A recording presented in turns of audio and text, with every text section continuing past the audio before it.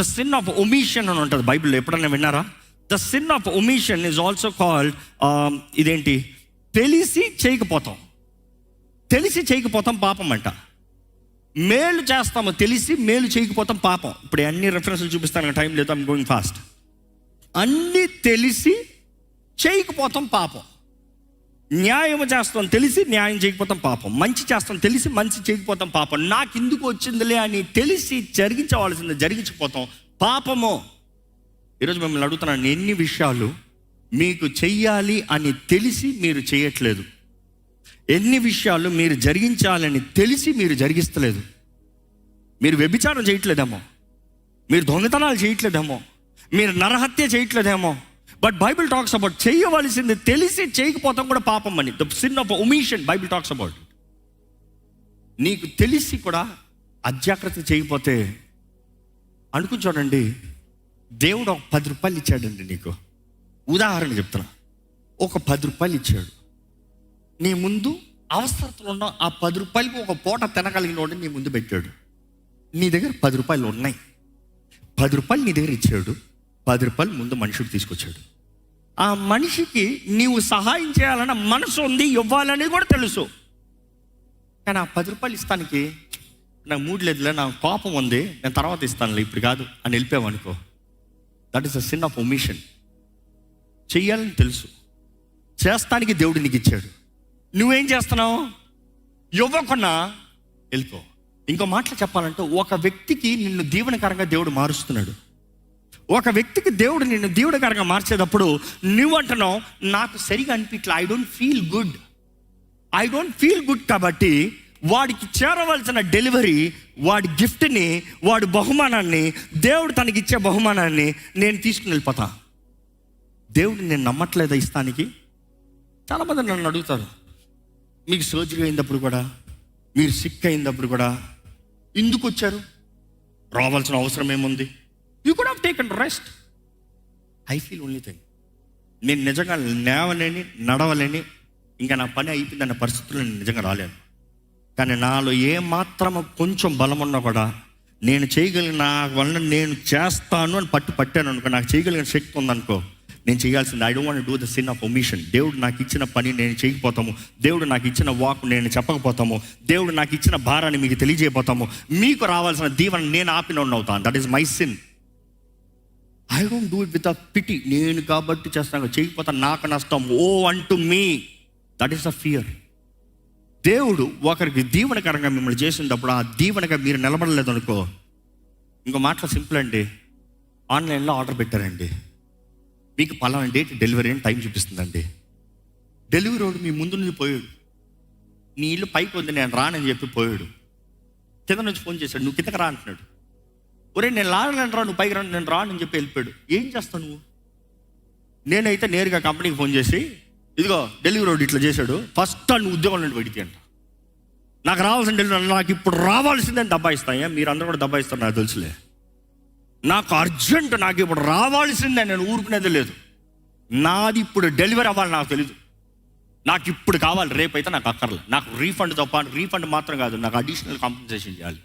గొడవ పడతాను నేనైతే. ఎందుకు? నేను వెల చెల్లించా. I have paid the price for it, I deserve what I need. ఊరుకునే లేదే. మీరందరి సంగతి నాకు తెలుసులే. నేనైతే ఈ ఆన్లైన్ అమెజాన్లో వీళ్ళతో గొడవలు పడుతుంది, ఎందుకంటే అనేక సార్లు మీటింగ్ ఆర్డర్ ప్లేస్ చేస్తాం. వాడు ఇంతవరకు వచ్చా రాడు ఇక్కడికి, ఇదిగో వచ్చేసాడు అవుట్ ఫర్ డెలివరీ అంటారు, రాడు. అరే ఇక్కడ కావాలయ్యా, అడాప్టర్ కావాలయ్యా, ఇక్కడ పెట్టాలయ్యా, రాడు. ఊరుకుంటాను, తుత్తుడు ఎక్కేస్తాను. మీరు ఎక్కడ చేస్తారు నాకు తెలుసు. స్విగ్గీలో కానీ జొమాటోలో కానీ అవుతున్నారు చూడండి. అంటే ఆర్డర్ డిలే అయినా, ఒక 2 గంటల సేపు అయినా రీఫండ్ తీసుకుంటారు, ఫుడ్ తీసుకుంటారు. You see, but fair enough. The sin of omission, that is the sin of procrastination. ఇది చాలా మోసకరమైందంట, చాలా ఘోరమైందంట. దేవుని వాక్య ప్రకారం చూస్తే ఈరోజు ఎందరో తర్వాత అన్నదప్పుడు అపవాది ఎప్పుడు దొంగిలించుకుని వెళ్ళిపోతాడండి. ఏసావుకి యాకోబు చెప్పాడా లేదా, త్రీశ్రాయ్యా నేను ఆశీర్వదిస్తా. చూద్దాంలే చాలామంది, if you don't be quick there is always the next to steal what belongs to you. దొంగ వాడు దోచుకునేవాడు, వాడు హంతకుడు, వాడు నాశనం చేసేవాడు. వాడు పొంచున్నాడు, నీ నిర్లక్ష్యతను బట్టి నువ్వు పోగొట్టుకుంటావు. ఈరోజు మీకు తెలియజేస్తానండి, ఈ సంవత్సరంలో దేవుడు నిర్ణయించినవి మీరు పోగొట్టుకున్నారా? దేవుని పాదాలు పట్టుకుంటే ఆయన ఇంకో తరుణం ఇస్తాడు, ఇంకో అవకాశం ఇస్తాడు, మరలా ఆయన నూతనంగా కార్యం జరిగిస్తానికి దేవుడు తరుణం ఇస్తాడండి. నీవు చేయాల్సిన సమయంలో నువ్వు చేయకపోతే చేయకూడదు నీవు చేస్తావు. Can I be practical? రాత్రి ప్రార్థన చేసుకుంటా ఉంటారు, ఫోన్ పట్టుకుంటారు, ఇది ఒక్కటి చూసి ప్రార్థన చేసుకుంటా, అక్కడ ఎప్పటి నుంచి అనుకున్నా ఈ లింక్ వచ్చింది, ప్రార్థన చేసుకుంటా. ఇదిగో ఎప్పటి నుంచో ఆశపడ్డాను ఈ లింక్, ఇదిగో ఇప్పుడు వెళ్తుంది, ఇప్పుడే సేల్ వెళ్తుంది, ఇప్పుడు కొట్టేసుకుని ప్రభా వస్తాను ప్రభా. ఆ ఒక్క సేల్ నుండి ఇంకో సేల్ అన్నీ ఆర్డర్ వేసుకుని అన్నీ వేసుకుని అక్కడ పేమెంట్ అనదు. పేమెంట్ అల్ల ఏదో రాంగ్ అవుతుంది, ఇంత టైం వేసేసి సరే ప్రార్థన చేసుకుని నిద్ర వస్తుంది చేసుకుని. You see Bible talks about it as sin. అది పాపం అంట. దావీదు యుద్ధ సమయంలో, యుద్ధ కాలంలో సైన్యమంతా యుద్ధానికి పోతే ఈయన నిద్రపోయి లేచి దేవుని స్తుతించాల్సిన ఆయన చూశాడంట. So it led him somewhere. ఇంకా మనసు దాని తర్వాత ప్రార్థన మీద రాలే, వేరే లైన్లోకి వెళ్ళిపోయింది. 1 రోజు 2 రోజులు కాదు, గర్భవతి న్యూస్ వచ్చింది. గర్భవతి న్యూస్ వచ్చిన తర్వాత అక్కడ మరలా ఆయన తీసుకొచ్చి చంపించాడు. లిటరల్గా చంపించిన తర్వాత మరలా దేవుని ఆరాధించాడు అంటారా? Not really possible. ఎందుకంటే 51 కీర్తనలు అంటాడు, శుద్ధ నూతన హృదయం, create in me a new heart, a clean heart. నూతన హృదయం, శుద్ధ హృదయం నాకు కలుగు చేయ ప్రభా. అంటే హృదయం మారేంత వరకు ఏమీ చేయలేవు నువ్వు. నేను పాపం చేశాను, నీకు దూరంగా పోయానయ్యా.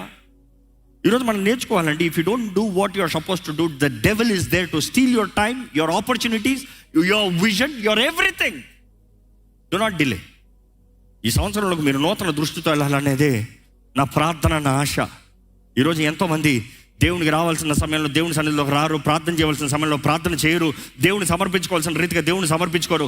దేవుని వాక్యం మరలా తెలియజేస్తుంది, ఆవిరి వంటిది జీవితము, ఇంతలో కనబడి అంతలో మాయమయ్యేది. ఏం చేస్తున్నాం ఈ జీవితంతో? ఏం చేస్తున్నాం అంటే